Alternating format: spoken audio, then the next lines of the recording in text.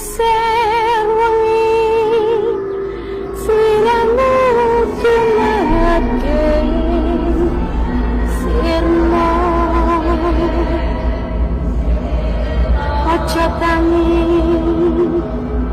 nggonmu golek. Assalamualaikum warahmatullahi wabarakatuh. Selamat malam semuanya. Kembali lagi di channel Kisah Malam Jumat. Pada kesempatan kali ini kita akan menceritakan sebuah kisah tentang pengalaman dari Mas Krisna ketika membeli sebuah mobil baru dari salah seorang temannya. Nah, bagaimana kelanjutannya? Mari kita langsung saja ke ceritanya. Kejadian dialami oleh Mas Krisna yang saat itu bekerja sebagai sales di sebuah perusahaan rokok di Indonesia. Pada saat itu, Mas Krisna baru saja mendapatkan bonus karena telah melampaui target perusahaan. Karena memperoleh bonus yang cukup besar, Mas Krisna berencana untuk membeli sebuah mobil untuk keperluan istrinya yang saat itu sedang hamil muda. Singkat cerita, Mas Krisna menemukan sebuah mobil yang dirasa cukup pas dengan keuangannya, yaitu sebuah mobil Grand Livina dengan warna abu-abu. Mobil itu diperoleh dengan harga yang terbilang murah karena pemilik sebelumnya sedang membutuhkan uang. Singkat cerita, setelah melakukan pengecekan pada mobil, Mas Krisna memutuskan untuk membeli mobil tersebut. Saat mobil dibawa pulang oleh Mas Krisna, istri Mas Krisna, yaitu Mbak Isti, sangat senang. Pada saat itu mereka tidak berpikiran aneh-aneh karena mobil dalam kondisi normal dan masih bagus. Singkat cerita, sudah sekitar 2 minggu mereka menggunakan mobil tersebut untuk beraktivitas sehari-hari. Suatu ketika, Mas Krisna dan Mbak Isti pulang melakukan pemeriksaan kandungan. Mereka mencium bau amis dari dalam mobil. Awalnya, Mas Krisna mengabaikannya karena berpikir bahwa itu berasal dari luar mobil. Karena mereka saat itu sedang berada di jalan. Namun hingga sampai di rumah, bau amis tersebut kembali tercium. Karena penasaran, Mas Krisna pun mencari sumber bau tersebut di dalam mobil. Namun anehnya, saat Mas Krisna mencoba mencari sumber bau tersebut, seketika bau tersebut hilang. Karena tidak mau ambil pusing, Mas Krisna dan mereka pun mengabaikannya dan masuk ke dalam rumah. 3 hari berlalu. Sejak kejadian tersebut, sekarang bau amis tersebut semakin sering tercium. Apalagi jika mendekati malam Jumat, bau amis tersebut menjadi lebih menyengat.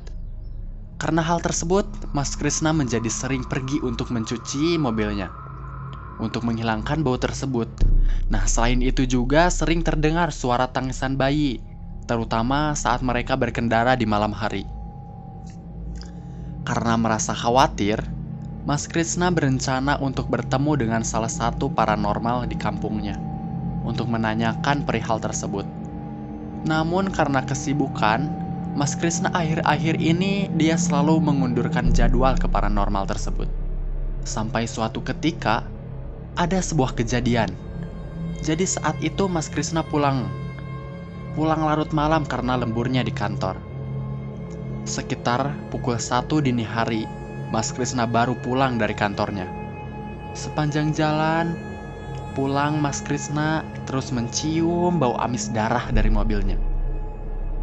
Saat mendekati rumahnya, mungkin sekitar 3 km lagi, suasana menjadi lebih sunyi dan agak menyeramkan.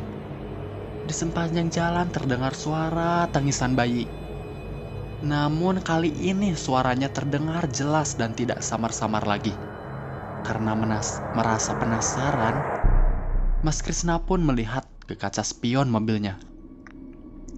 Saat melihat spion, Mas Krisna melihat sosok wanita sedang membawa bayi di jok belakang mobilnya. Sontak karena terkejut, Mas Krisna mengerem mobilnya di pinggir jalan. Sambil baca-baca doa, Mas Krisna memberanikan diri untuk menengok ke belakang untuk memastikan. Saat melihat ke belakang, sosok wanita itu sudah tidak ada lagi. Dengan perasaan takut, Mas Krishna memutuskan untuk melanjutkan berkendara dengan terus membaca doa. Sesampai di rumah, Mas Krishna langsung memarkirkan mobilnya dan bersih-bersih menuju kamarnya. Untuk tidur, singkat cerita, karena kejadian malam itu, Mas Krishna sempat demam beberapa hari. Namun Mas Krishna tidak menceritakan hal tersebut kepada istrinya. Setelah kejadian itu, Mas Krishna memutuskan untuk membawa mobilnya ke seorang kiai untuk berkonsultasi. Sore hari setelah pulang, Mas Krishna bersama temannya pergi ke rumah salah seorang kiai atau pemuka agama setempat untuk menanyakan perihal mobil tersebut. Saat perjalanan menuju rumah kiai tersebut, tiba-tiba sosok wanita tersebut muncul di jok belakang mobil. Karena terkejut, Mas Krishna membanting setir dengan cepat dan menabrak ke pepohonan di samping. Ya, di samping jalan. Singkat ceritanya, Mas Krishna dan temannya hanya mengalami luka ringan akibat dari kecelakaan tersebut. Karena hal tersebut, Mas Krishna dan temannya itu dijemput oleh saudaranya untuk beristirahat di rumahnya. Singkat ceritanya lagi, setibanya di rumah saudaranya, Mas Krishna menanyakan apakah temannya itu melihat sosok yang dia lihat dalam mobil tersebut. Dan anehnya, temannya itu tidak melihat sosok apapun di dalam mobil. Justru temannya merasa aneh, kenapa Mas Krishna tiba-tiba membanting setir. Singkat ceritanya, hari itu Mas Krishna pulang ke rumah untuk beristirahat dan memutuskan untuk pergi kembali besok dengan menggunakan mobil milik temannya saja. Esok harinya, Mas Krishna langsung menuju rumah kiai tersebut. Saja Pak Soleh, namanya Pak Soleh kiai tersebut, bersama temannya. Sesampingnya di rumah Pak Soleh, Mas Krishna dipersilahkan untuk masuk dan menceritakan perihal maksud tujuannya. Singkat cerita, Mas Krishna pun menceritakan semua pada Pak Soleh. Pak Soleh pun mengangguk tanda mengerti apa yang terjadi. Kiai Soleh pun menjelaskan bahwa kalau ada kejadian terhadap suatu benda yang terjadi merupakan hal yang dilakukan oleh makhluk halus. Maka hal tersebut disebabkan karena ada kejadian antara benda tersebut dengan makhluk tersebut sebelumnya. Kiai Soleh kemudian menyarankan untuk menemui pemilik mobil ini sebelumnya. Mas Krishna pun menuruti perkataan Kiai Soleh. Sebelum pulang, Mas Krishna diberi minuman yang sudah didoakan untuk sekedar menenangkan. Singkat cerita, keesokan harinya, Pak Krishna menemui Pak Yahya, pemilik dari mobil yang dibeli Mas Krishna yang sebelumnya itu. Sesampainya di lokasi, Mas Krishna menyampaikan tujuan kedatangannya pada Pak Yahya. Mas Krishna menceritakan beberapa kejadian yang menimpa dirinya dan keluarga yang berkaitan dengan mobil bekas yang ia beli dari beliau. Pak Yahya menjadi heran karena selama dia menggunakan mobil tersebut, belum pernah terjadi hal demikian. Beliau juga menceritakan tidak pernah melakukan hal janggal pada mobil tersebut. Kedua belah pihak setuju untuk melakukan ruatan atau pembersihan terhadap mobil tersebut. Keesokan harinya, Pak Yahya datang bersama seorang pria setengah baya dengan memakai baju koko dan sorban. Beliau mengenalkan diri sebagai Pak Hadi. Beliau yang akan melakukan ruatan pada mobil Pak Krishna. Mereka pun memulai acara ruat mobil ini. Ruatan disaksikan oleh beberapa orang, termasuk pemilik dan karyawan bengkel tempat mobil tersebut diperbaiki. Singkat cerita, Pak Haid melakukan komunikasi dengan makhluk yang ada di dalam mobil tersebut.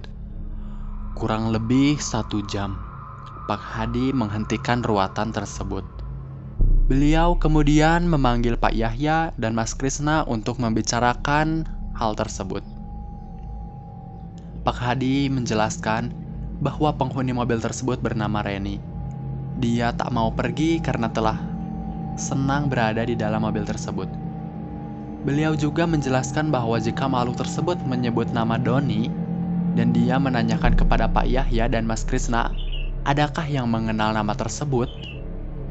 Setelah mendengar hal tersebut, Pak Yahya mengatakan bahwa dia memiliki anak bernama Doni dan menanyakan mungkinkah yang dimaksud adalah Doni anaknya. Karena tidak tahu pasti, Pak Hadi memutuskan untuk mencari keterangan dari anak Pak Yahya, perihal perempuan bernama Reni tersebut. Akhirnya mereka menyudahi ruatan mobil tersebut dan memutuskan untuk bertemu dengan Doni.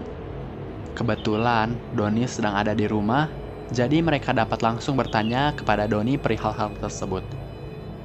Ketika mereka menanyakan nama Reni pada Doni, reaksi Doni langsung kaget dan pucat. Pak Yahya yang curiga melihat reaksi tersebut mendesak Doni untuk menceritakan siapa sosok Reni ini sebenarnya. Doni akhirnya menceritakan semuanya kepada Pak Yahya dan yang lainnya. Ternyata Reni merupakan pacar Doni. Mereka sudah cukup lama bersama. Suatu ketika Reni hamil. Awalnya Doni bersedia bertanggung jawab atas kehamilan Reni. Namun malam itu Reni meminta tolong kepada Doni bahwa dia merasa sakit di perutnya dan meminta Doni mengantarkannya ke klinik. Selama perjalanan menuju klinik, Reni merasakan perutnya sangat kesakitan. Mereka pun panik karena tak tahu harus melakukan apa.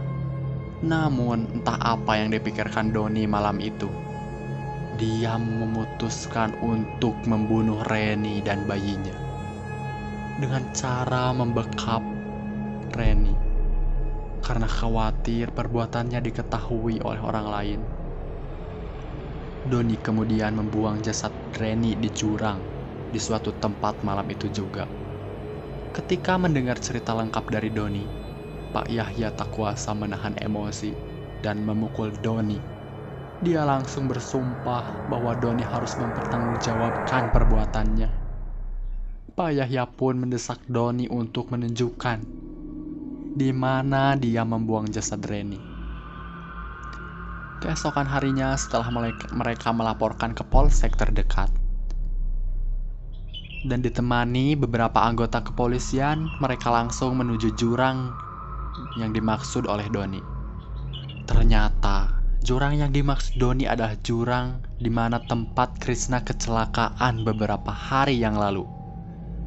Mas Krisna berpikir mungkin saat itu Reni ingin menunjukkan lokasi jasadnya pada Krisna. Sesaat kemudian jasad Reni ditemukan beserta jasad bayi yang dilahirkannya. Mereka menemukan kedua jasad itu tertutup daun-daun kering di dasar jurang. Untuk mempertanggungjawabkan kesalahannya, Doni harus mendekam di penjara.